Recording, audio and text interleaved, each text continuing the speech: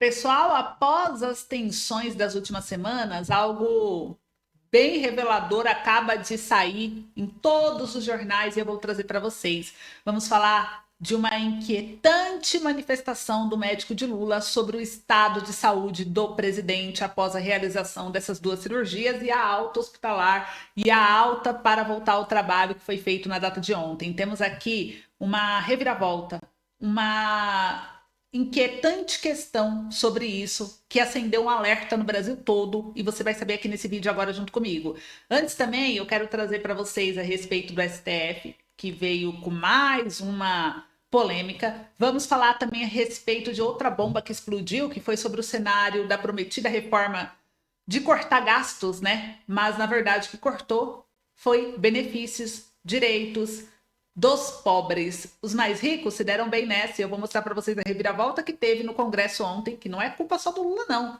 É do Congresso todo. Mas eu vou mostrar porque isso foi a apresentação de quem? Do governo Lula, do governo petista, né? E esses eventos marcaram essa semana bem turbulenta, deixou milhões de pessoas com mais perguntas do que respostas e eu vou trazer tudo para você entender. Então assista até o final. Deixa o joinha no vídeo, compartilha, se inscreve no canal se ainda não é inscrito. A gente precisa muito da sua ajuda de compartilhar esse vídeo o máximo possível que você puder. Agora, bora lá trazer as informações para vocês, gente. Eu vou compartilhar já na minha tela aqui com vocês, mostrando a primeira questão, que é a respeito desses cortes, né? Olha só isso daqui. Enquanto o Congresso discute salário mínimo de 1.502 para 2025, o Judiciário do Mato Grosso dá um presentão de Natal para os servidores e magistrados. Sabe o que ele fez? Agora, nesse mês de dezembro, olha só, tá aqui no ofício que foi publicado pelo Estado do Mato Grosso, do Poder Judiciário e Tribunal de Justiça, tá? Tá aqui, ó. Eles fixaram de modo excepcional e exclusivamente para esse mês de dezembro um auxílio alimentação de R$ 10.055. E a partir de janeiro, o valor do auxílio alimentação deles será de R$ 2.055. Calma que tem mais. A PEC dos super salários, tá aqui, ó. PEC de corte de gasto aprovada na Câmara não vai frear os super salários. E esses super salários custam ao menos mais de 11 bilhões de reais para a gente. Calma que tem mais ainda. Aqui, ó, Folha de São Paulo mostrou, o relator, ontem o Congresso aprovou na Câmara dos Deputados a limitação do salário mínimo, que o Lula disse que não ia mexer, ele prometeu que não ia mexer, ele mexeu, através do projeto que foi apresentado pelo governo dele, pelo ministro da Fazenda dele. Então ele disse, ninguém vai mexer no salário mínimo no meu governo, porque o mínimo já é o mínimo. Mas olha aí, mexeram, limitaram o teto de gasto, vai para o Senado ainda, mas eu duvido que eles vão mudar algo lá. E o relator afrouxou mudanças no BPC e restringiu o benefício a deficiências moderadas e graves. Então quem tem deficiência leve será excluído do BPC, que é um benefício assistencial que ajuda pessoas que estão em situação de vulnerabilidade, que têm deficiência ou são idosos com 65 anos ou mais. Pois bem, enquanto isso, né, a gente percebe aí uma mudança muito inquietante em relação às promessas do governo e realmente o que ele pratica. Saiu até um texto interessante, deixa eu ver se eu consigo compartilhar aqui com vocês, tá aqui, ó. Olha que texto interessante que a UOL postou. Ficam os super salários. Morre a isenção do imposto para os pobres.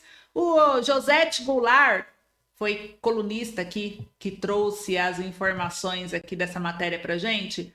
Trouxe aqui uma indignação. Olha só, ela fez uma narração interessante dentro dessa matéria, falando o seguinte, de tom bem irônico, né? Alguém aí lembra que o Haddad, nosso Fernandinho Cabelo, foi para a televisão dizer que o governo estava lançando um pacote de corte de gasto e que ao mesmo tempo iria propor isenção do imposto de renda para os pobres? Pois é, eu lembro. Ele disse ainda que ia propor aumento de tempo de idade para aposentadoria dos milicos, o fim dos penduricalhos dos supersalários e propôs ainda reduzir o pagamento do abono salarial. Mas para quem que vai a redução do abono salarial? Para os mais pobres. E é o que aconteceu, né? Então, o que aconteceu? Resumindo, o governo sequer apresentou proposta para isenção do imposto de renda, os milicos vão continuar se aposentando mais cedo e os servidores públicos, especialmente o povo da justiça, vão continuar com os super salários deles. Então, gente, em contrapartida, o que o Congresso fez ontem? Eles reduziram o abono salarial. Hoje, pela lei, quem ganha até 2 salários mínimos tem direito ao abono do PIS/PASEP.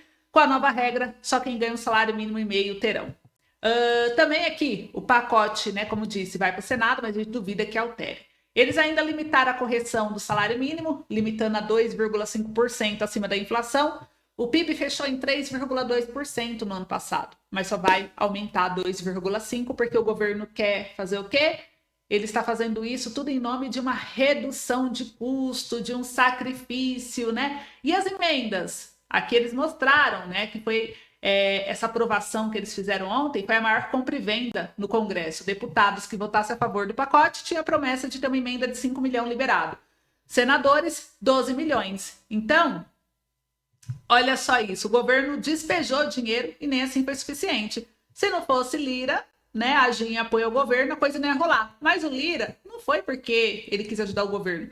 Ele recebeu as emendas que pleiteava como uma manobra para criar emendas dos líderes e driblar a decisão do STF, que exigia transparência. Então a gente percebe aí que não para por aí, né? Ainda destaque para a debandada do União Brasil, que tem 3 ministérios do governo, porém menos da metade dos deputados do partido votou a favor do pacote, e ainda teve 3 petistas que votaram contra. Mas só para vocês entenderem aí, gente, a repercussão, né? O governo que diz que ajuda os pobres não parece estar ajudando os pobres com essas mudanças, com essas decisões que vão impactar somente a gente. Eu até quero trazer minha reflexão aqui para vocês, porque o Brasil é um Brasil da injustiça, né? A gente vê o governo Lula deixando claro quem são os verdadeiros privilegiados nesse país. Limitou o aumento do salário mínimo, essencial para milhões de brasileiros que lutam para colocar comida na mesa. O IBGE sempre traz, inclusive trouxe, que o último salário mínimo de novembro, ideal, né, com base no custo da cesta básica, de pesquisa de cesta básica, deveria ser quase R$ 7.000. A gente ganha 1.412 e agora vai aumentar para 1.502, né? Além disso, gente, tentou barrar a entrada de novos beneficiários do BPC, vai retirar os deficiência leve do BPC, então está mexendo no salário do mais pobre, daqueles que são famílias em situação vulnerável. Então a gente vê sacrificando o pobre para ajudar o rico. Ao mesmo tempo, por que ajudar o rico, Ana? Porque ao mesmo tempo, gente, olha o que acontece, os absurdos crescendo nos altos escalões, super acordos são aprovados sem pestanejar, e como se isso não bastasse, surge essa notícia do Vale Alimentação de 10 mil do Mato Grosso, 10 mil reais para comer, enquanto muitos brasileiros não têm 10 reais para comprar pão. Então, esse contraste é uma afronta direta para aqueles que mais precisam de verdade do apoio do governo, né? E a justiça e o governo, eles mostraram que não estão nem aí para o país, né? Aquele que trabalha de verdade, aquele que sustenta esses grandão lá, estão aí enfrentando fila no SUS, falta de segurança, sem salário no final do mês. Então, cortar benefício para os mais vulneráveis, para privilegiar milionários, super salário, como a gente viu aí, é uma demonstração máxima de que as prioridades do governo estão completamente distorcidas da nossa realidade. Então chegou a hora do Brasil acordar, gente. O povo precisa se unir e questionar, porque sempre somos nós que pagamos a conta, enquanto os outros grandões vivem aí no luxo, como vocês viram, sendo bancados por nossos impostos, que, aliás, o Brasil vai ser o país com a maior alta de carga tributária do planeta. Então, foi aí também em todos os jornais, né? E se isso não bastasse, gente, tem mais, tem muito mais acontecendo, né? Além dessa polêmica toda, eu vou trazer aqui para vocês o Alexandre de Moraes. Ele diz que abriu mão das férias, e claro que quando abre mão das férias ganha mais ainda, né? O dobro do salário. Então ele diz que abre mão das férias enquanto aguarda a denúncia da Procuradoria-Geral sobre o golpe. Olha como ele está preocupado, né? O André Mendonça, Gilmar Mendes, Dias Toffoli também abriram mão do recesso para trabalhar no final do ano.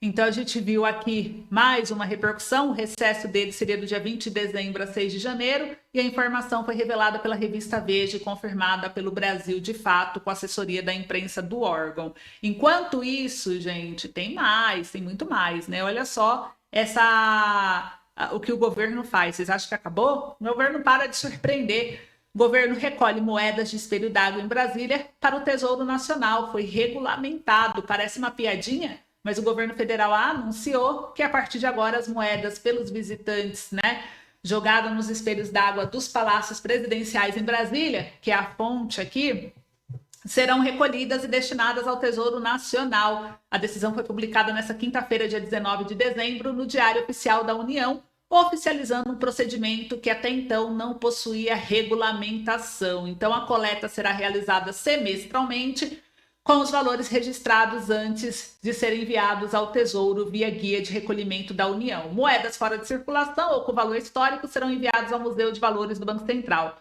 Moedas estrangeiras serão convertidas para reais sob responsabilidade da área encarregada da coleta, obedecendo às diretrizes da portaria. E, segundo o governo, para garantir transparência, os valores recolhidos e sua destinação serão divulgados no site da Casa Civil e no portal de dados aberto da Presidência da República. Ora, gente, isso aqui parece uma piada de muito mau gosto, mas é a realidade, meus amigos. Ó, só não enxerga quem não quer. Taxar até as moedinhas do lago. O governo Lula chegou ao ponto de confiscar até moedinha jogada no lago, gente. Isso não é apenas um absurdo, é a representação perfeita de um governo que não sabe mais de onde arrancar dinheiro. Em vez de combater os verdadeiros privilégios e a corrupção, prefere tirar o pouco que resta da população. Essas moedas, muitas vezes lançadas em momentos de fé ou esperança por pessoas muitas vezes humildes, né?